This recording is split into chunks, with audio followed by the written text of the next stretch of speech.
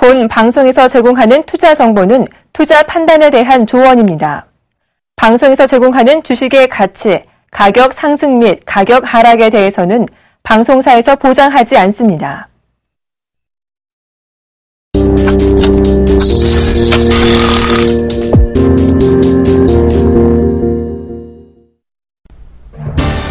최수연 금융감독원장은 오늘 금융회사의 금융사고가 계속해서 발생하면 경영진의 책임을 엄중하게 묻겠다고 경고했습니다. 그는 특히 정보 유출 등 금융사고를 은폐하거나 늑장 보고하는 등 시장과 소비자의 불안을 키우는 기만 행위는 절대 용납되지 않을 것이라고 덧붙였습니다. 한국의 서비스업 생산성이 미국과 독일, 일본 등 주요 선진국보다 너무 떨어진다는 지적이 나왔습니다. 보고서에 따르면 2009년 기준 한국 서비스업의 노동 생산성은 13.3달러로 3개국 평균치인 55.3달러의 24%에 불과합니다. 국내 주식형 펀드의 판매가 멈추지 않고 있습니다. 한국금융투자협회에 따르면 11일 기준으로 상장 지수 펀드를 제외한 국내 주식형 펀드에서 12거래일째 순유출을 기록했습니다. 국내 주식형 펀드는 거래일 기준으로 지난달 27일부터 11일까지 줄곧 순유출을 나타내면서 모두 1조 3,004억 원이 빠져나갔습니다. STX와 동양그룹 사태 여파로 고공행진을 벌인 전국의 어음 부도율이 지난달 다시 안정세로 돌아섰습니다.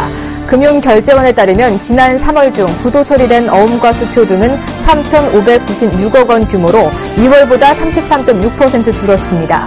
이에 따라 전국의 어음 부도율은 0.13%로 전월보다 0.07%포인트 떨어졌습니다.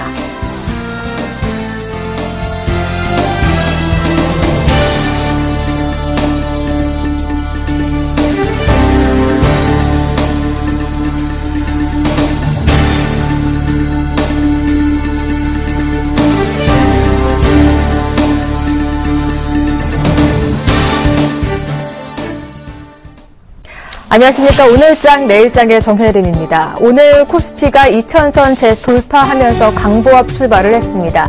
다시 한번 2000선 안착에 대한 기대감을 오전장까지는 가질 수밖에 없었는데요. 이 14거래일 만에 8조로 전환한 외국인도 오늘 우리 시장에 돌아와 줬기 때문에 2000선 안착을 바라왔었습니다. 하지만 2000선 안착을 방해하는 주요 원인으로 오늘은 기관을 꼽고 싶습니다. 기관이 투신, 금융투자, 연기금 할 것 없이 이 대량 매도에 나서면서 현재 2,500억 원이 넘는 물량을 쏟아내면서 코스피 지수 하방으로 이끌고 있습니다. 하락 반전한 채 현재 1990선 초반대까지 밀린 모습인데요. 현재 1993포인트에서 거래가 되고 있습니다. 반면에 이렇게 형이 부진한 경우 오늘은 아우의 움직임이 좋습니다. 560선 안착 후에 4거래 연속 상승 기조 이어나가면서 562포인트에서 현재 거래가 되고 있는 모습. 환율도 오늘은 조금 진정 국면에 접어들었는데요. 전 40원대 위에서 강보합 출발한 후에 계속 그 위에서 움직여주고 있는 모습 보여주고 있습니다. 시장 전문가와 함께 코스피 부진이 왜 이렇게 이어지고 있는지 좀 더 자세한 얘기 들어보도록 하겠습니다. 대신증권 이경민 연구위원과 함께하도록 하겠습니다. 안녕하십니까? 네, 코스피가 2000선 위에서 강보합 출발하긴 했지만 또다시 밀려나는 모습 보여주고 있습니다. 1990선 초반대까지 밀린 모습인데요. 2000선 탈환 계속 시도하고 있지만 계속 실패하는 이유는 어디에 있나요? 네, 일단 심리적 저항선 그리고 기술적 분석상으로 봤을 때 기술적 저항을 만나면서 코스피 2000선에서 좀 주춤한 모습을 보이고 있는데요. 코스피 2000선 초반에는 상승 추세대, 중기 상승 추세대 상단이 막고 있기 때문에 코스피는 좀 주춤한 모습을 보이고 있고, 이에 따라서 당분간 코스피는 1970선, 그러니까 21과 121선이 위한 1970선에서 상승 추세대 상단이 위치한 2020포인트에서 기간 조정이 이어지지 않을까 생각을 하고 있습니다. 특히 오늘 같은 경우는 내일 중국 1분기 GDP 발표 그리고 소매 판매 산업생산 지표를 앞두고 경기 심리가 커지고 있기 때문에 2000선에서 한 발 물러선 것이 아닌가라는 생각을 하고 있는데요. 최근 신흥국 증시 상승 반전 트리거 중 하나가 중국 정책 기대감이었음을 감안했을 때 이를 확인하려고 가려는 심리가 커지고 있는 것으로 보고 있습니다. 오늘 중국 상해종합지수도 오전장을 마이너스 0.8%로 마쳤고요. 업종별 등락에 있어서도 두산인프라코어, 대우조선해양, 삼성중공업과 같이 조선, 운송, 기계업종 등 중국 관련주라고 볼 수 있는 종목들이 동반 약세를 보이고 있어서 일단은 1970선, 그러니까 기관 조정 명상을 좀 더 이어가지 않을까 생각을 하고 있습니다. 네, 당분간은 2000선 돌파 쉽지 않을 것으로 전망해 주셨는데 아무래도 2000선 부근이 강력한 저항대이기 때문에 당분간은 기간 조정이 이어질 것으로 보셨고 또 내일 중국 GDP 발표를 앞두고 관망세가 짙게 들어왔다는 말씀까지 해주셨습니다. 오늘 거래소 시장으로 개인과 외국인들 기관의 수급 싸움이 치열합니다. 기관이 매도 물량이 거세지면서 코스피 지수 하방으로 이끌고 있고요. 반면에 코스닥은 선전하고 있는데요. 마감 전략은 어떻게 세워보면 좋을까요?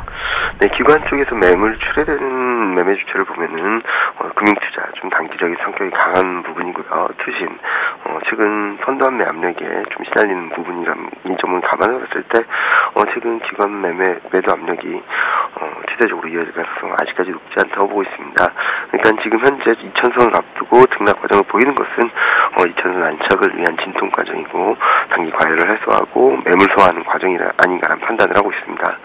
다만 내일 중국 경제지표 발표를 앞두고 그리고 그 결과에 따라서 단기 변동성 확대 가능성을 좀 더 염두에 두실 필요가 있겠는데요.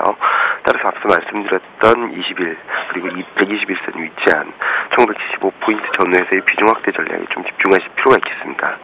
특히 원달러 환율이 1050원 선을 이탈하면서 추가적으로 레벨 다운될 가능성이 높다는 측면에 있어서는 환율 수혜주들 중심으로 접근 전략이 필요하다는 판단을 하고 있습니다. 대표적인 것으로 내수주라고 볼 수 있는 유통, 금융, 그리고 수익 원자재 비중이 높은 철강 유틸리티 업종에 좀 관심을 높이실 필요가 있겠습니다. 네. 현재 환율이 1050원 이탈하면서 아래에서 움직이고 있죠. 이렇게 원화 강세 이어지다 보니까 환율 수혜주도 함께 눈여겨보시라는 마감 전략까지 세워주셨습니다. 오늘 말씀 여기까지 듣도록 하겠습니다. 고맙습니다. 네, 감사합니다.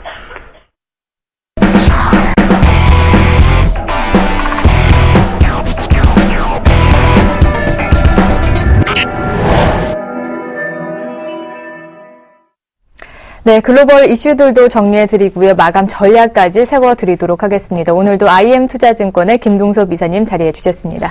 안녕하십니까? 네, 안녕하세요. 네, 먼저 글로벌 이슈들부터 점검해보고 넘어가 보도록 하겠습니다. 드라기 총재가 유로화 강세가 지속이 된다면 이 추가 부양책 카드를 꺼내들 수도 있다 이런 발언을 했는데요. 그렇다면 진짜 부양책 카드를 내놓겠다는 건지 아니면 또 한 번 다시 시장에 좀 기대감을 불어넣겠다는 건지 좀 고민이 되거든요. 어떤 의중일까요?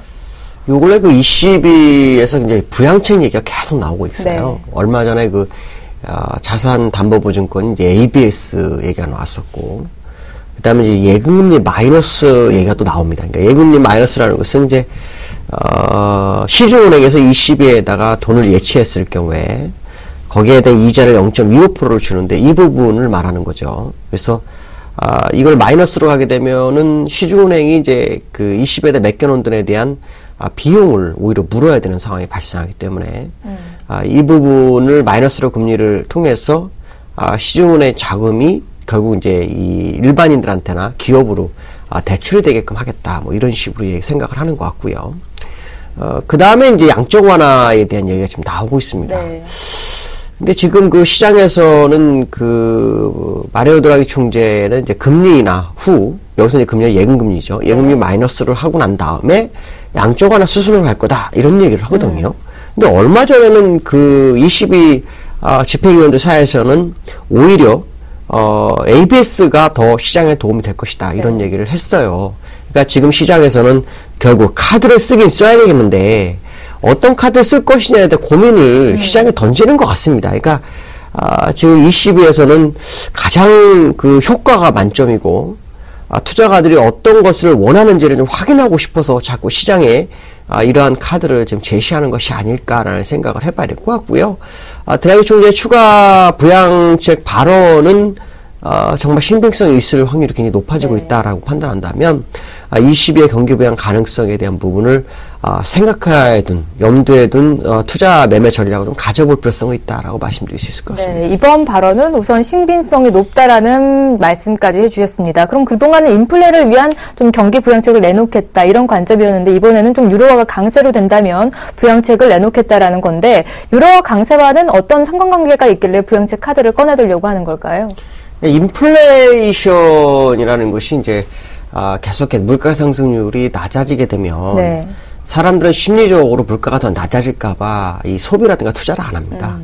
그러다가 이제 디플레이션이 돼서 더 이상 투자가 안 되면서 이제 시장에 문제가 되거든요. 근데 이 ECB에서는 이 물가 상승률이 낮아지는 이후에 유로화 강세의 원인이 있다라고 판단하는 것 같습니다. 유로화가 강세가 된다는 것은 가치가 높아지기 때문에 시장에서는 수입 물가를 더 많이 드릴 수 있는 그런 상황이 돼야 되는데 이것이 이제 시장에서 생각 밖으로 그렇지 못하다는 그런 상황이 나타나고 있고 결국 이제 유로화 강세를 약세 기조로 가져가야만이 인플레이션이 나올 것이다라고 지금 생각을 하는 것 같습니다. 그래서 이 강세 마인드를 약세로 바꾸기 위한 유로존의 역할에 대한 부분이 나타나는 것 같고 거기에 맞춰서 유로화를 약세로 가져가기 위한 전략적인 어떤 금리 인하라든가 아니면 양적 완화를 생각하는 것으로 판단이 되기 때문에요. 이 유로화 현재 강세가 진행되고 있는 유로화 강세가 약세로 가야 된다라는 것은 결국 물가 상승률과 민첩한 관련이 있다라는 부분을 생각한다면 결국 유로존은 유로화 강세를 반전시킬 카드를 쌀 수밖에 없는 그런 상황이 아니냐라는 생각을 해봐야 될 것 같습니다. 네. 그렇다면 ECB가 금리 인하와 양적 완화를 위해서 다양한 로드맵을 제시를 하고 있습니다. 아까 이사님께서도 잠시 얘기했지만 ABS나 예금금리 마이너스 이런 다양한 카드 중에서 어떤 카드들이 종원이 될까요? 일단 이달 말에 그 물가 상승률이 확인이 돼야 되죠. 이 물가 상승률 확인해야 되는데 시장에서는 그 0.5 밑으로 가게 되면 거의 확실하게 좀 보는 것 같고요. 카드를 뭘 쓸 거냐에 대한 부분인데 저는 일단 양적 완화에 대한 부분은 좀 뒤로 미뤘으면 좋겠다는 생각을 좀 하고 있습니다. 오히려 그 다른 카드를 먼저 쓸 필요성이 있는 게 네. ABS 같은 경우는 사실 미국에서 좀 문제가 좀 되고 있습니다. 왜 그러냐면 요즘 자동차 대출을 ABS 쪽으로 해주면서 이게 부실 가능성이 좀 제기되고 있거든요. 그러니까 이 부분이 좀 안 될 것 같고 오히려 예금리 마이너스에 대한 부분을 한번 풀어주는 것도 괜찮을 것 같습니다. 그렇게 되면 미국에서도 예금금리 마이너스를 같이 시행할 수 있는 근거가 되기 때문에 올해 전 세계적으로 새로운 부양책이 한 번 더 진행될 수 있죠. 이것은 기존에 있는 들을 풀어주는 그런 전략이기 때문에 시장에 안 좋은 부분은 거의 없을 확률이 굉장히 높다라고 판단한다면 오히려 시장에 상당히 나은 부분이 있고요.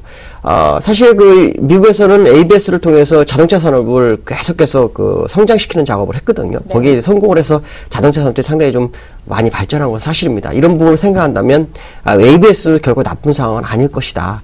다만 이것이 과거에는 유독 문제를 일으키는 어떤 정책의 하나였기 때문에 이것이 금융위기를 가져왔었거든요. 그래서 ABS 카드를 꺼집어냈는데 많은 사람들이 생각을 하고 있지만 두려움을 좀 가지고 있다 생각한다면 예금리 마이너스를 통한 정부 정책 한번 해볼 필요성이 있지 않을까라는 생각이 들고 있고요. 네. 제가 볼 때는 가장 효과가 많은 걸 찾아라 그런다면 사실은 양적 완화가 제일 좋죠. 그렇지만 이제 양적 완화는 새로운 돈, 신규 돈을 풀어야 되는 문제가 있기 때문에 이건 결국 이제 유동성을 공급해야 되는 강화정 속에서 미국처럼 테이퍼나 이런 문제가 발생하게 되면 상당히 좀 부담이 되기 때문에 요걸 좀 피해갈 방법을 한번 연구하지 않을까라는 생각을 해봐야 될 것 같습니다. 네, 방금 또 이사님이 다양한 카드들 예시해 주셨는데 그 중에서 가장 현실성이 있다면 어떤 카드를 내놓는 것이 현명한 것일까요? 일단 신규 자금을 투입 안 하는 쪽으로 가는 게 좋겠죠. 신규 자금을 투입 안 한다 그러면 결국은 예금금리 마이너스 쪽이 가장 좋고요. 자체적으로 ABS 발행을 할 수 있게끔 유도를 하는 방법 네. 이것도 나쁘지 않을 것 같은데요. 저는 예금금리 마이너스가 가장 현실성이 있을 확률이 높다라는 생각은 일부 하고 있습니다.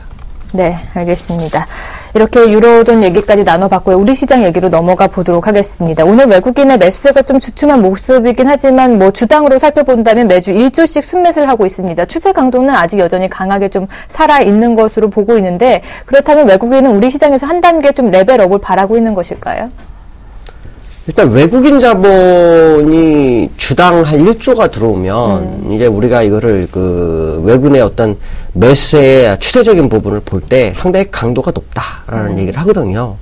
이 강도가 높다라는 얘기는 이제 시장에 진입하고자 하는 의지가 굉장히 강하다라는 것을 나타내고 있는데 이 돈의 성향을 우리가 좀 봐야 되는데 이 돈이 거의 그 ETF라는 펀드를 통해서 들어오고 있다는 거죠. 네. 비차익으로 들어오고 있기 때문에 이 비차익으로 들어온 것은 제가 볼 때는 상당히 그 긍정적인 마인드로 좀 바라볼 필요성이 있는 거고요. 네.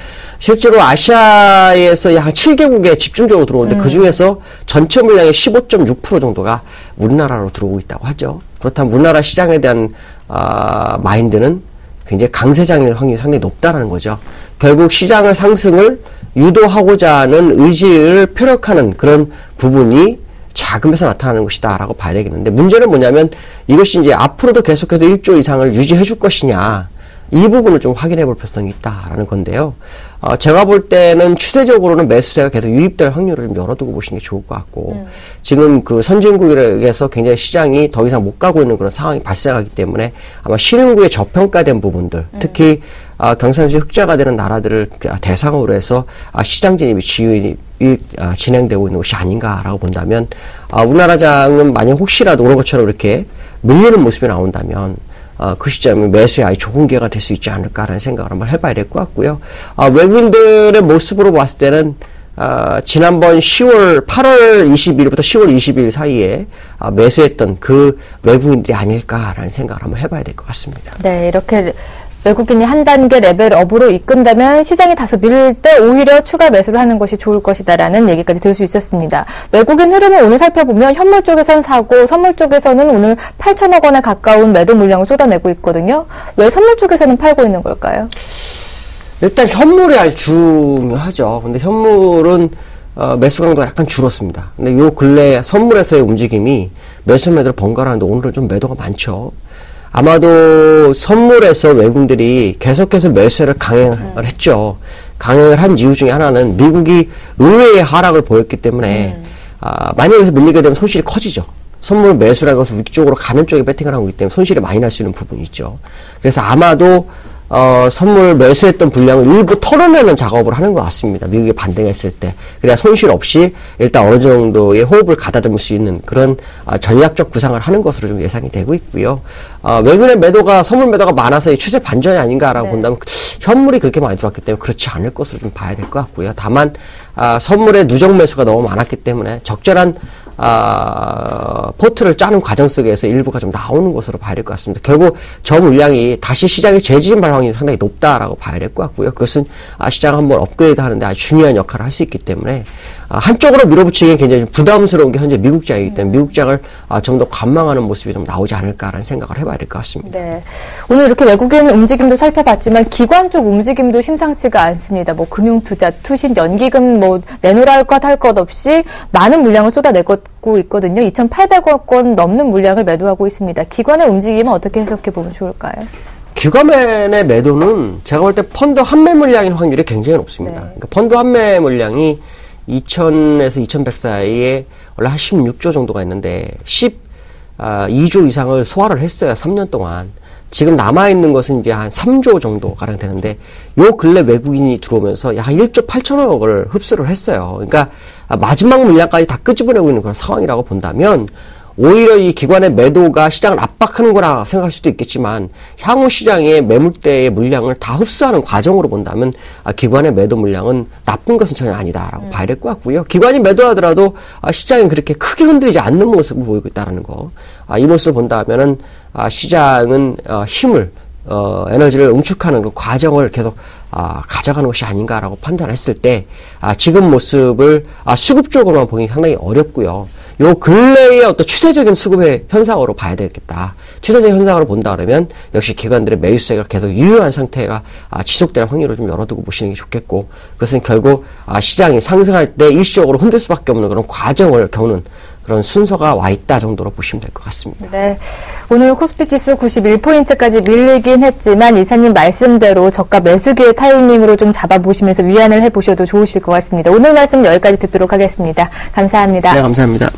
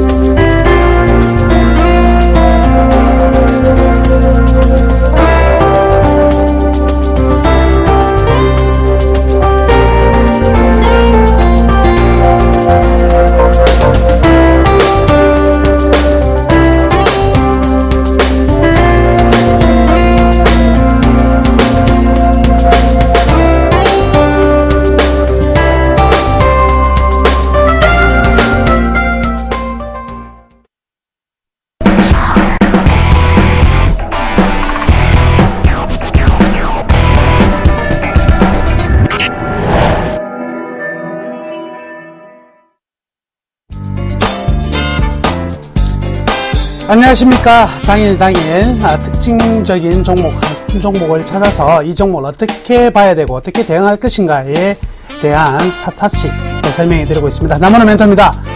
오늘은 어떤 종목을 가져왔냐면요, 호텔신라 가져왔습니다.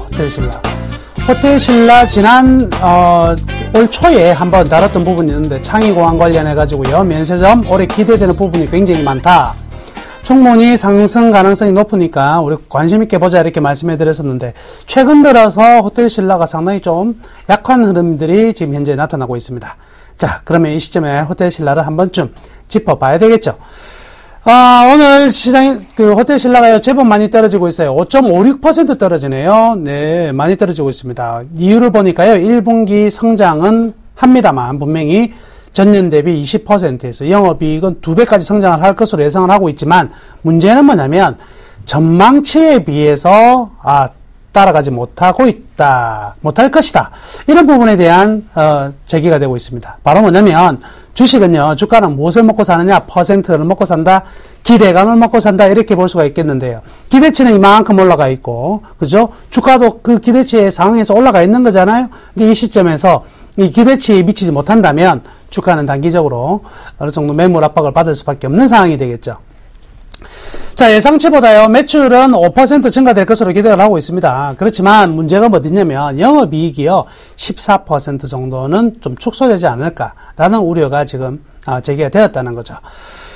몇 가지 중요한 관절 포인트 겸 수급적인 부분인데, 일단 최근 들어서요, 단기 급등에 따라서 외국인들이, 그리고 기관들이 동시에 다발적으로 순매도로 경향을 보이고 있다는 거죠. 이미 약 한 1개월 정도 진행되고 있는 외국인의 어떤 관망세 속에서 기관들의 매도는, 그리고 연기금의 매도도 같이 나오고 있는데요.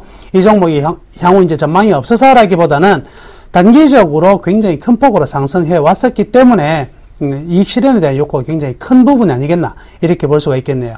그래서 1, 4분기 실적이라는 건 참 재밌는 것 같습니다. 많이 상승한 종목들이 그 추정치를 상회하는 모습이 나오지 않는다면 주가는 떨어질 수밖에 없을 것이고, 오히려 굉장히 안 좋을 것이라고 계속 하향 조정되었던 이러한 부분에 대해서는 1, 4분기 실적을 발표하게 되면 오히려 이 정도면 충분하다 해서 올라가는 종목도 상당히 많을 가능성이 많거든요. 그래서 1, 4분기 실적은 주가에 하나의 변곡점을 만들어내는 이러한 어떤 타이밍이 되지 않을까, 이렇게 저는 생각하고 있습니다. 자, 그리고요, 지금 최근에 이 환율 하락 부분도 많이 제기가 되고 있는데, 호텔신라가 최근 이제 영업이익이 이렇게 1분기 기대했던 것보다 조금 약하게 나올 가능성이 크다는 쪽으로 제기를 하고 있는 이유는 바로 환율 하락에 따라서 저번에 면세점 상사 물러가서 달러로 받는다라고 생각해 보면, 환율 하락 부분에 대해서 수익성 개선이 조금 더딜 수밖에 없을 것이고요. 또 마케팅 비용이 상당히 좀 많이 나갔던 부분이 현재 1분기 실적에 대한 부담이 되고 있는 것 같습니다. 자, 그러면 앞으로의 이제 1분기를 떠나가지고 올 한 해 전반적인, 그리고 호텔신라의 흐름들을 본다면, 일단요, 일본인 관광객들이 굉장히 많이 줄었습니다. 그렇죠? 대신에 그 빈자리를 누가 채웠냐? 지금 중국인 관광객들이 계속 채워주고 있다는 거죠. 그렇기 때문에 이 면세 사업 부분에 대해서는 앞으로도 계속적으로 전망이 좋다, 이렇게 볼 수가 있겠네요. 특히나 싱가포르 창의공항 같은 경우에도 상당 부분 향후 이제 실적이 개선될 부분에서 중요한 자리를 차지할 것이기 때문에 면세점 부분은요, 거의 걱정이 없다. 환율이 좀 하락해서 수익성이 떨어진다 할지라도 매출 자체가 증가되기 때문에 이런 부분을 충분히 메꿔 나갈 수 있을 것 같습니다. 문제는 뭐냐면 바로 이 호텔 부분이죠. 이번에 재개장한 호텔도 있고요. 자, 과거 이제 신라의 호텔 같은 경우에는요, 누가 다 이제 많이 묵었었냐면 일본 관광객들이 묵었던 호텔입니다. 근데 일본 관광객들이 싹 빠지고 중국 관광객들이 많이 들어오는데, 아직까지 중국 관광객들이 이 호텔 신라를 이용하기에는 아직 갭이 좀 존재한다는 거죠. 그럼 서서히 어느 정도 이제 자리를 메꿔 나가야 될 수밖에 없기 때문에 이 부분에서 이익의 성장 속도를 전체적으로 둔화시키고 있는 부분이 아닌가, 이렇게 볼 수가 있겠네요. 상당히 좀 시간이 좀 걸릴 수밖에 없을 것입니다. 자, 향후 이제 이 주가 어떻게 전망될 수 있느냐라고 생각을 좀 해봐야 되겠는데요. 우선 이 그림 먼저 하나 보시면은요, 실적 지표 한번 볼게요.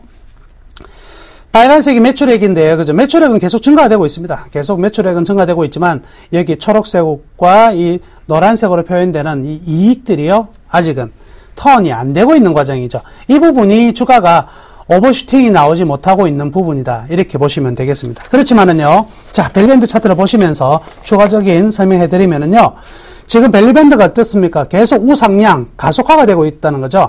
즉, 이 말은요, 내재 가치에 따른 시장 평가의 방향은 아직도 우상향, 바뀌지 않는 상황이다. 다만, 주가가 단기적인 어떤 이익 실현 욕구에 의해서 매도가 나왔기 때문에, 현재는 좀 매도의 압박 때문에 주가가 많이 떨어져 있다. 저 밴드에 제가 위에 화살표를 보시면 과매수 국면으로 매도 가격이라고 제가 설정해 놨잖아요. 저 가격부터는 저라도 매도할 수밖에 없는 가격이고, 그 이전에 지난번 우리가 매수 타이밍 잡았을 때 왼쪽 화살표 같은 경우에는요, 정확히 매수 포인트였거든요. 그 매수가 오버슈팅 된 부분을 통과하고 다시 이제 적정 가격 수준으로 진행이 되고 있다. 이렇게 볼 수가 있겠습니다. 그래서 저 지금 빗금친 네모 부분이 바로 향후 이 호텔신라가 전개될 주가의 어떤 밴드라고 제가 설정해 두었는데요. 따라서 투자 전략까지 말씀해 드리겠습니다. 호텔신라 관심이 있으신 분들은요, 일단 밸류밴드상 78,000원 부근은요, 충분히 매수 영역입니다. 78,000원 부근이라면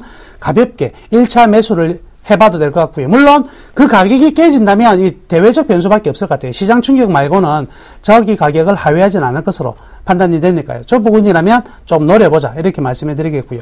그러면 다시 이 실적 가치를 가지고 1분기 실적이 우려되는 부분이 만약에 영업이익이 14% 줄어든 상황이 나온다 할지라도 주가는요, 다시금 불확실성 해소로 상승할 것이고, 78,000원 따라서 지지할 경우에는요, 3개월 목표치 제가 적어드리겠습니다. 95,000원까지는 충분히 가능하지 않을까, 이렇게 생각합니다. 따라서 현재 조정이 거의 막바지에 들어온 상황이고요. 이제부터는 보유하고 계신 분들은 매도하지 마시고, 일단은 78,000원 지지 여부, 그리고 실적 발표가 되었을 때 영업이익과 매출액 어느 정도 추정치에서 벗어나는지를 확인한 이후에 보유 또는 매도 또는 추가 매수까지도 같이 생각을 해보시면 될 것 같습니다. 오늘 남원의 특징 주와이는 여기서 마치겠고요. 내일 다시 여러분께 찾아뵙도록 하겠습니다. 감사합니다.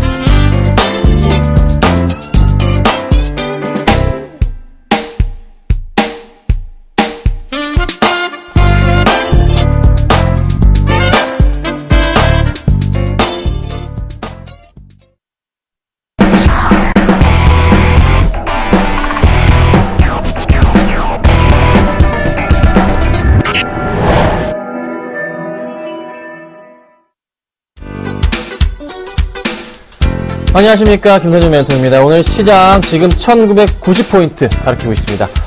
깨질 가능성도 좀 열려있기 때문에 주의가 필요하다 먼저 좀 말씀을 드려보겠는데요. 오늘 먼저 빨리 말씀드려보자면 현금 확보가 좀 필요하다는 판단에 종목 정리가 좀 많습니다. 그래서 끝까지 봐주시고요. 분명한 것은 수익은 내고 팝니다. 그 점은 걱정하지 마시고 방송 끝까지 보시면 될 것 같고요. 확실하게 지금 기관들이 물량 다 던지고 있고요. 외인들이 매수 브레이크 잡혔습니다. 약간의 조금 어떻게 움직일지 갈팡질팡하는 모습인데 1분기 실적 잘 아시겠지만 좋지가 않아요. 전년 대비해서. 그러면 분명히 시장은 영향을 받고 조정을 받을 거란 판단이 듭니다. 그래서 조금 현금 확보를 해야 되는 시기가 오지 않았나 하는 판단입니다. 그 포인트 놓치지 마시고요. 자, 지금부터 종목 상담 같이 해드립니다. 013-3366번에 0110번으로 문자 보내주시면요, 제가 제 방식대로 상담을 해드릴 거고요. 궁금한 종목 매수 가능한지에 대해서도 정확하게 바닥 짚어드리도록 하겠습니다. 걱정하지 마시고 보내주시면 될 것 같습니다. 자, 오늘 먼저 좀 수급 100점주 빨리 좀 보도록 하겠습니다.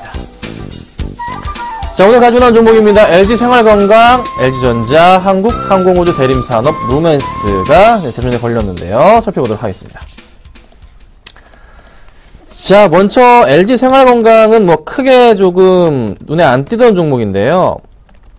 오늘 5.9%, 6%까지 지금 상승을 해줍니다. 바닥에서 크게 튀어 올라가고 있는데 오늘 수급적인 부분에 있어서 굉장히 많은 물량을 지금 매수해주고 있는 상위권에 랭크되어 있는 그런 종목 중에 하나입니다.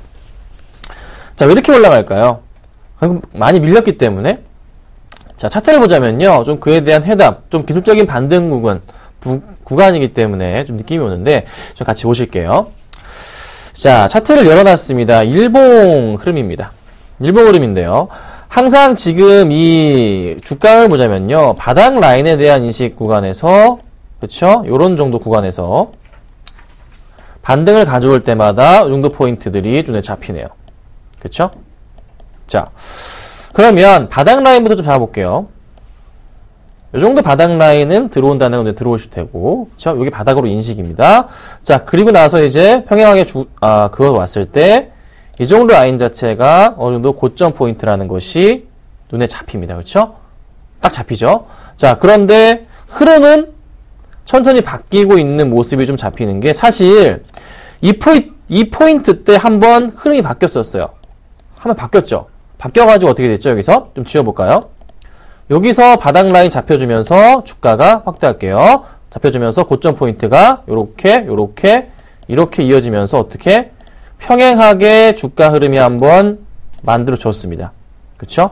가장 심각하게 봐야 될 손절 라인은 바로 이 포인트였어요. 이 포인트에 깨지면 손절을 무조건 해야 되는 포인트였는데 한번 크게 내려갔습니다.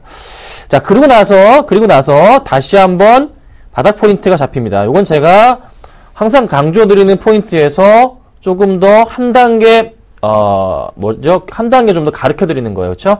새로운 바닥 포인트가 잡혔어요.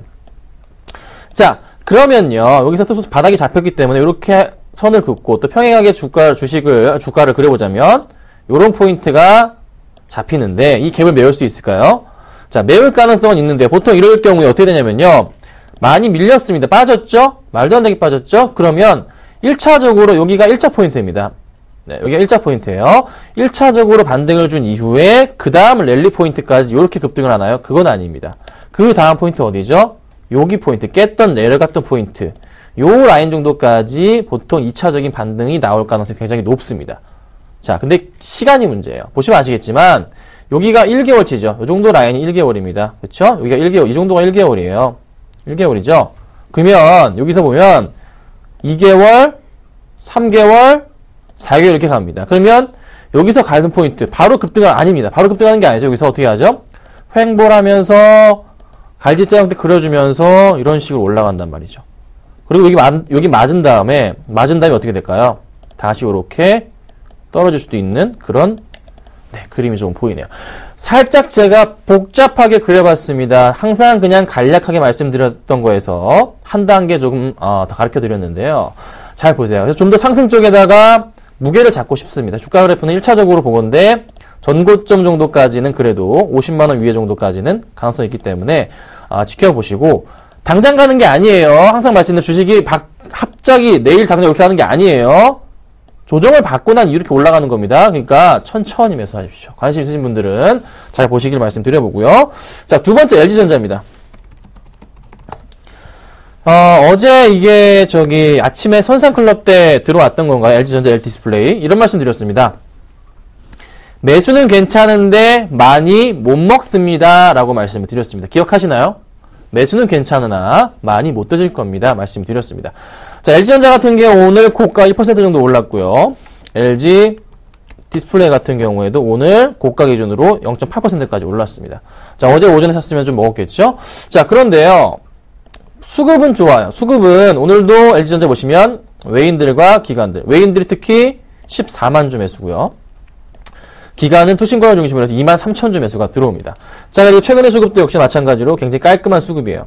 자, 오늘 조금 시장이 영향을 좀 받아요. 1991포인트 정도인데 어찌됐든 올라갈 포인트는 잡힙니다. 그런데 조심해야 될 것은 확대를 해보자면 전 고점 포인트 여기 제가 말씀드렸던 이 박스권에서 상단이기 때문에 조금 차익 실현 욕구 자체가 생길 가능성도 높고 그 다음 라인을 조심해야 되는 라인 자체가 요 포인트를 말씀을 드립니다. 그래서 좀 더 갈 수 있지만 조금은 주의가 필요하기 때문에 굳이 들어가시는 건 말리지 않지만 차라리 다른 쪽으로 관심을 가시는 게 어떨까 좀 말씀 드려볼게요. 아셨죠? 자, 그 다음에 이 종목입니다. 자, 많이 밀리니까 수급이 들어오네요. 자, 이거 보니까 어떤 느낌이 딱 드시나요? 그래, 김선윤 멘토, 네가 말하던 바로 그 모양이구나. 네가 말하던 그래도 그 모양에 거의 근접하는구나. 그렇죠? 요 정도 사이즈 나옵니다. 자, 요 사이즈에서 말씀을 드려보자면요. 바닥에서 치유가는 분위기 연출이 됐습니다. 최근에 수급 어떤가요? 좋지가 않단 말이에요. 근데 오늘 수급은 양매수가 이거 한국항공우주입니다. 아까는 LG전자랑 굉장히 비슷한 양인데 양매수가 강하게 들어옵니다. 외국인과 기관들이 양매수가 굉장히 강하게 들어와요. 자, 그리고 최근에 수급 좋지가 않았어요. 수급 패턴 변화가 있나요? 기관들이 조금씩 매수를 어제부터 해서 시작합니다. 투신을 중심으로 해서요. 자, 이럴 경우 어떻게 됩니까? 이제 매수 들어왔어요.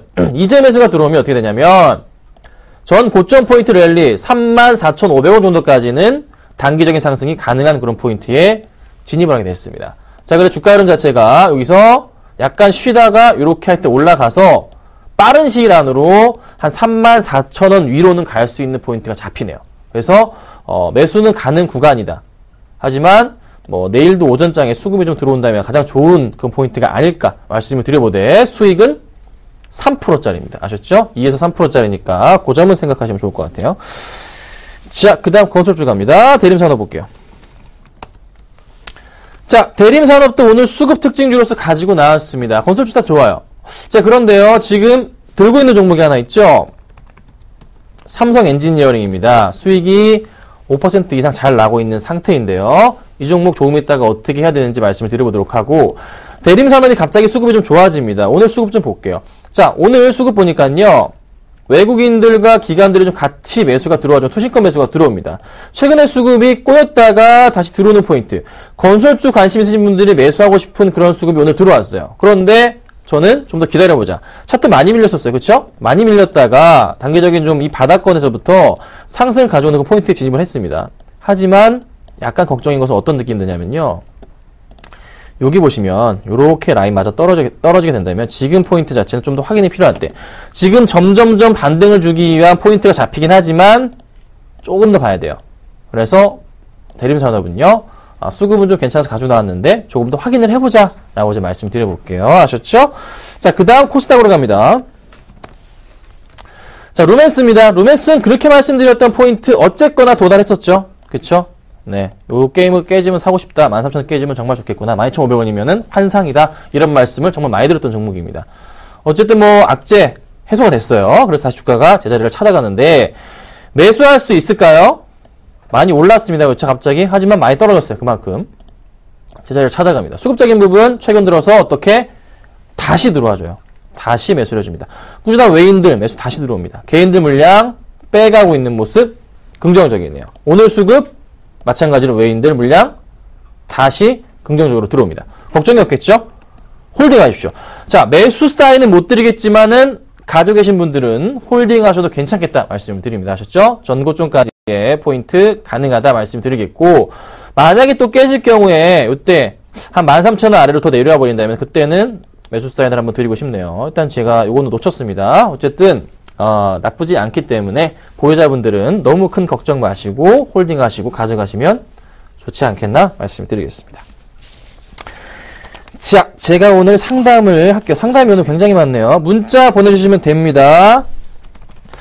3011님께서요. 한국전력 매수해도 되나요? 라고 보내주셨습니다. 한국전력이요. 지금 먼저 말씀을 드릴게요. 매수 의견이 아닙니다. 이미 몇 달 전에 추천을 드려가지고 수익이 지금 30% 정도 나고 있는 상황이에요. 그런데 이거는 장기 투자 종목으로 가져간다 해가지고 제가 그냥 가만히 놔두고 있는 종목인데 지금 흐름에서 봤을 때 상당히 많이 올랐어요. 4만원대까지 지금 올라왔습니다. 4만원 가까이요. 그쵸? 그러면 이게 보세요. 이걸 말씀드리고 싶어요. 이 당시의 모멘텀, 전기료 인상 부분 모멘텀, 지금 2월의 모멘텀 그리고 4월의 모멘텀이 변화가 있습니까? 없습니다. 없어요. 그럼 분명히 어떻게 이때 나왔던 조정폭은 한번 올랐다가 조정폭은 나올 겁니다. 그러면 한번 이렇게 꺾일 때가 있을 거예요. 분명히 있습니다. 그때는 이용하셔야지 지금 이렇게 갑자기 따라가 버리시면 안 돼요. 아셨죠? 그러니까 매수는 괜찮은데 조정이 나와서 가격으로 말씀드려보자면 진짜 최소한 38,000원 아래 깨지고 내려갔을 때 그때가 좋을 것 같아요. 지금은 너무 높아요. 그러니까 어차피 올해 실적 굉장히 좋다는 거 알고 있기 때문에 기관들도 계속 끌어올려줄 거예요. 그러면서 외인들도 끌어올려주는데 조정을 거치면서 이런 식으로 조정을 거치면서 주가가 올라가는 겁니다. 마찬가지 조정을 거칠 거고요. 또 한번 조정을 거칠 거고 또 한번 조정을 거치겠죠. 위로 올라가겠죠. 그래서 그런 포인트를 생각하셔야 됩니다. 그래서 너무 급하게 하지 마시고요. 조정 분명히 나옵니다. 한 달이건 두 달이건 간에 조정은 뒤에 분명히 나오게 되어 있습니다. 그 포인트를 이용하세요. 바로 다음 주에 나올 수도 있으니까요. 아셨죠? 좀 기다려 볼게요. 자, 우리 산업 갑니다. 8818님. 아이고, 8818로도 제가 쳤어요. 자, 우리 산업 매수가가 13,700원대 분할 매수 2번 하셔가지고요. 13,700원이요. 분할 매수 하셨는데도 볼게요. 추가로 더 사신 것 같아요. 차트 보겠습니다. 걱정이 될 정도의 너무 높은 가격입니다. 라인을 제가 그어놨어요. 요 포인트 때 사신 거예요, 라인에. 이런 말씀 드려야 될지 모르겠는데, 사기도 힘든 가격에 좀 사셨습니다, 매수가. 그러니까, 전형적으로 개인 투자자, 성향을 띠신 분이에요. 네. 그 비중은 10%. 이건 정말 이제 잘하셨어요. 정말 잘하셨습니다.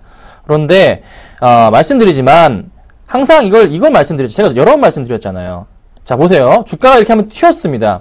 이때 튀었잖아요. 이때 튀었잖아요. 이건 이제 버리는 거예요. 버리고 나서 새롭게 바닥을 확인하고 올라가는 포인트가 잡혀요. 여기가 바닥이잖아요. 여기 동그라미 쳐드릴까요? 바닥 인식으로 이제 새롭게 바닥을 그리면서 올라가는 포인트가 생긴단 말이에요. 자, 그럼 요렇게 바닥이 잡힙니다. 그렇죠? 네. 그러면 이때 매수가 들어가는 게 가장 낫겠죠. 맞겠죠. 그렇죠? 평행하게 갔을 때 요렇게. 근데 제가 항상 말씀드리는 게 뭐죠? 항상 말씀드리지만 이 바닥이 왔다고 하더라도, 그 다음 전제 조건이 뭡니까? 전제 조건이. 수급이 들어오지 않는 이상은 손을 대지 마라 말씀드립니다. 자, 날짜로 볼까요? 3월 초예요. 보고, 제가 항상 말씀드리지만 보고도 배우세요. 제가 한 스타일을. 자, 3월 초에 보자면 수급적인 부분에 그래도 많은 물량이 들어와 주면서 조금 주가를 끌어올리는 개인들의 물량, 약간 이때는 매수하고 싶은 생각이 좀 안 들지만 조금 약간 개인들의 물량이 이때 빠져나가면서 한 이 정도 타이밍에는 매수를 할 수도 있는 3월 한 10일 이후부터는 매수가 가능한 구간이 판단이 되네요. 수급상으로 볼 때. 자, 3월 10일 정도 언제죠? 손을 그어볼까요? 요 정도 포인트. 근데 이미 주가 이렇게 올랐기 때문에 저는 매수를 안 하죠. 그럼 저랑 이 종목은 제가 항상 따지는 거랑은 안 맞는 종목이에요, 사실. 그래서 조금 약간 위험도가 있는 종목. 개인들의 힘에 의해서 많이 올라갔던, 테마성을 좀 띄웠던 종목인 거 아시잖아요. 그래서 다시 내려오다가 다시 반등을 주면서 여기 분명히 또 수급이 기관들 중심으로, 외인들 중심으로 매수가 들어오는 포인트가 잡힐 겁니다. 그 포인트 때 조금 10% 더 사시는 게 나아요. 10% 더 사셔가지고 단가 낮추시고 언제 터시냐면요. 언제 털죠, 그때는? 라인 평행을 잡고 올려서 두세 개 맞아 떨어지는데 맞춰주고 오버슈팅 맞춰주고 그 다음 라인 포인트 13,500원대 터는 겁니다. 아셨죠? 그러니까 비중을 낮추시면은 13,000원까지 낮추신 다음에 털면은 조금 괜찮으시겠죠. 그래서 지금은 매수 타이밍이 아니에요. 추가 매수 사인도 아닙니다. 그러니까 기다리셨다가 요 포인트 한 얼마입니까? 12,000원 정도까지도 열렸기 때문에 그 포인트까지 보겠습니다. 아셨죠? 12,000원 아래로 깨졌다가 다시 올라와서 11,800원, 700원도 보이네요. 그 정도 포인트까지 내려왔다 올라갈 때 수급 들어올 때 매수하신 다음에 단가 낮추시고 13,500원대 깔끔하게 정리하고 나오시면 수익 2, 3% 먹고 나오실 겁니다. 많지는 않지만 그래도 빠져나오실 수 있어요. 아셨죠? 그 포인트 맞춥니다. 자, 서울반도체 봅니다. 손절친 종목입니다. 자, 손절 쳤지만 정말 제가 다시 사고 싶은 종목인데 기회를 엿보고 있어요. 크게 볼게요. 주봉으로 볼게요. 주봉상에 서울반도체가 여러분 20주선 깰 때마다 바로바로 반등을 줬던 기억이 있습니다. 일봉으로 돌아갑니다. 일봉으로 돌아가면 보이시죠? 요 포인트, 네, 거의 도달. 여기. 자, 확대할게요. 요 포인트에서 수급적인 부분으로 지금 완전 꼬여가지고 주가 어떻게 되고 있죠? 내려 주저앉았어요. 주저앉혀놨어요. 그쵸? 완전 주작 내다 꽂았습니다. 자, 그런데 오늘 수급 돌아오나요? 아직 안 돌아와요. 이거 보세요. 연기금 매수 들어오긴 하는데 많은 물량도 아니고 투신보험 은행 팔고 나가고 기간 아직 안 잡힙니다. 외인들 매도 나갑니다. 그럼 아직 때가 아니겠죠? 그러면 보세요. 매수는 잘 하셨는데 요 정도 포인트에 매수하셨겠죠? 자, 이때 한번 추천을 드렸었어요. 매수해도 괜찮다 말씀드렸죠? 근데 항상 말씀드리지만 여기서 내려 올라가다가 떨어지다 올라갈 때 포인트에서 수급 잡힐 때 포인트가 가장 중요하다 말씀드립니다. 3월 말 같은 경우에 보시면 네, 이때 한번 요런 그림이 있었어요. 들어오는 줄 알았습니다, 저도. 네. 그래서 이 당시 때 수급적인 부분 브레이크 잡히겠다 싶어서 매수 사인 드렸다가 손절을 짧게 치고 나갔는데 다시 상승 쪽으로의 분위기 전환 나올 가능성 언제? 조만간에 올 가능성이 있어요. 그래서 기다리십시오. 흔들리지 마세요. 순식간에 올라갑니다. 아시겠지만 순식간에 LED 관련주들은 올라갑니다. 특히 서울반도체는 대장주로서 갈 거예요. 제가 서울반도체 얼마 말하죠? 10만원 얘기하는 사람입니다. 시간은 걸릴지언정 계속적으로 올라갈 수 있기 때문에 그 포인트 맞추고 좀 기다려보자. 홀딩 의견 드릴게요. 걱정하지 마세요. 자, 두산인프라코 봅니다. 6723님. 오늘 좀 많이 밀려요. 제가 두산 관련주들 참 좋게 보고 있는데요. 두산중공업도 오늘은 많이 안 빠지네. 그래도 다행이네요. 두산인프라코가 좀 밀리는데, 자, 보겠습니다. 13,500원. 자, 흐름을 말씀드릴게요. 흐름. 두산인프라코 4분기 실적 좋았습니다. 1분기 실적 좋습니다. 자, 그런데 오늘 대형주 시장 자체가 조금 조선주도 마찬가지고 중공업주들이 완전 무너집니다. 지금 보자면 삼성중공업 3% 빠지고 있고요. 현대중 2% 빠지고 있고요. 현대미포 1% 정도 빠지고 있고 대중력 3% 빠집니다. 자, 중공업주들의 흐름이 굉장히 안 좋은데 대신에 두산중공업은요. 두산인프라코어 같은 경우는 두산 관련해서 그걸 보셔야 돼요. 제가 그 밥캣이라는 회사 있잖아요. 미국에 있는 회사입니다. 두산인프라코어의 자회사인데 예전까지만 해도 잘 아시겠지만 일본산 소형 엔진을 썼었습니다. 그런데 지금은 자체 개발로 인해서 당연히 거기 나가는 돈 없애버렸죠. 매출하다 이루어졌고 밥캣을 한 3년 고생하다가 4년인가요?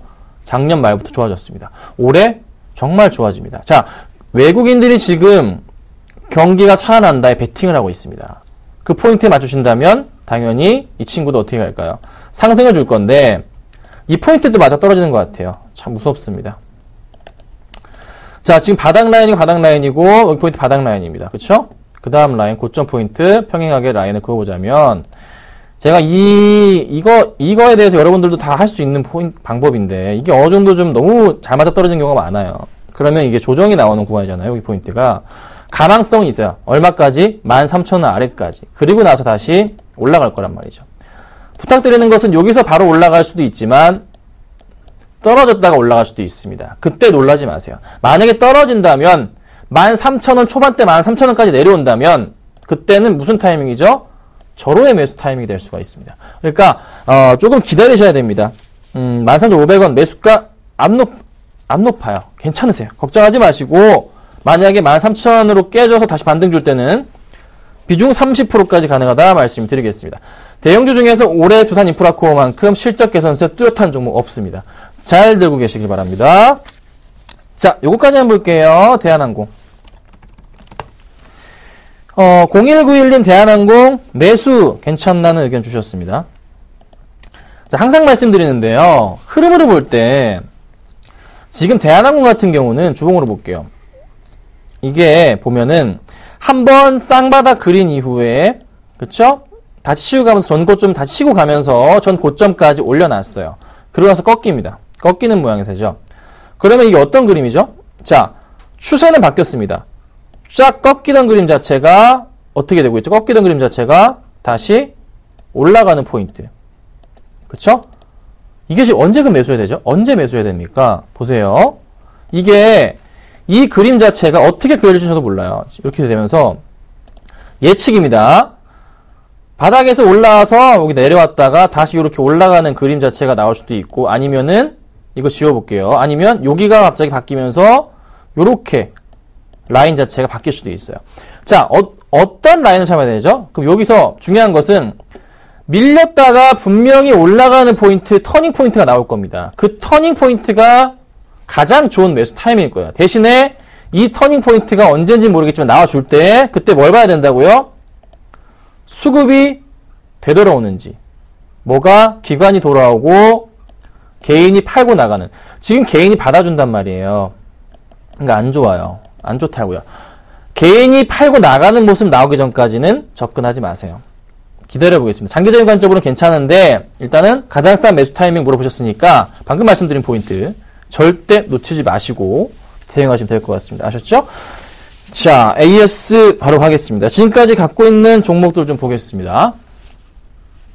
바로 말씀드릴게요. 이니치스 홀딩합니다. 이거 위냐만도 털어냈는데 왜 안 가는지 모르겠습니다. 갈 겁니다. 홀딩.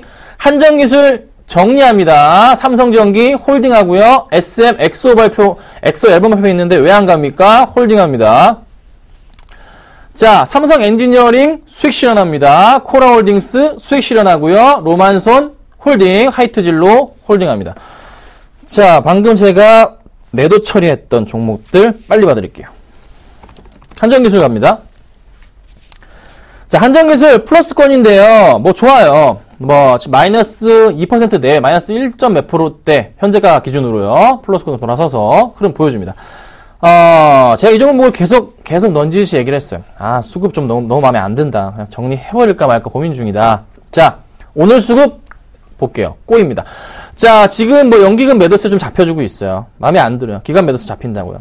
아, 그냥 이 종목 깔끔하게 나중을 노리겠습니다. 흐름은 좋은데 나중 그냥 깔끔하게 마이너스 2% 내외 때 털면 큰 무리 없으시죠? 다른 거 수익 많이 났으니까 정리 깔끔하게 하고 넘어가도록 할게요. 이거 뭐 오늘도 괜찮고 해서 알아서 정리를 해 주십시오. 자, 그 다음에 삼성 엔지니어링을 정리합니다. 수익이 6% 정도 나고 있는 상태입니다. 현재 가격이요. 포인트 이때 잡아드렸고 대형주 중에서 단기간에 지금 6% 수익 냈어요. 잘하셨죠? 수익 잘 나셨죠? 이거 정리합니다. 수급적인 부분 보시면 아시겠지만 외인들과 기관들 매도세 마음에 안 듭니다. 정리해버리도록 하겠습니다. 자, 그 다음에요. 코라홀딩스입니다. 사실 코라홀딩스는요. 매수가를 제가 올렸다가 지금 한 6% 현재가를 6% 이상 수익 중인데 매수가를 올렸다가 매수가가 아니죠. 목표가를 29,000원까지 올렸는데 수급이 좀 꼬이는 것 같아요. 네, 뭐 코라홀딩스가 아까 잡혀 있었는데요. 여기 맨 밑에 있네요. 여기 보시면 여기입니다. 자, 외인 매도세. 기간 매도세는 안 보이지만 그냥 깔끔하게 6% 정도 수익 났습니다. 깔끔하게 털도록 하겠습니다. 왜 터냐면요. 아까 말씀드렸죠. 저 시장 조금 마음에 안 듭니다. 네, 시장이 기간 너무 많이 던지고 조선주 너무 많이 빠지고 기관들의 물량 다 빼요. 그렇게 빼던 물량 더 뺍니다. 그래서 현금 확보를 좀 하려고 합니다. 그래서 순식간에 정리를 좀 했습니다. 아셨죠? 꼭 좀 참고하시고 대응 부탁드리고요. 하이트진로 퍼펙트하게 잡았죠? 하이트진로 잘 두고 가시고 나머지 종목들 걱정 없습니다. 조금 더 지켜보도록 하겠습니다. 하이트진로는 정말 나이스 매수한 것 같네요. 자, 오늘 추천 중합니다. 자, SK 브로드밴드 가지고 나왔습니다. 오늘 코스닥 종목 중에서는 수급이 아마 가장 좋은 종목 중에 하나일 겁니다. IPTV, 그 다음에 중요한 포인트 광고 올해 매출 기대가 큽니다. 바닥 확인됐고요. 바로 볼게요. 차트 한번 보고 설명드리겠습니다.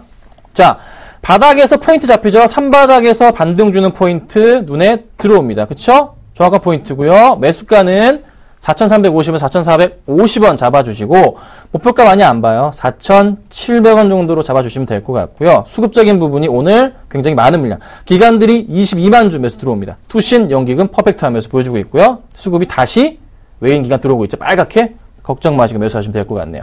자, 오늘은 제가 SK 브로드밴드까지 말씀을 드려봤고요. 내일 뵙도록 하겠습니다. 감사합니다.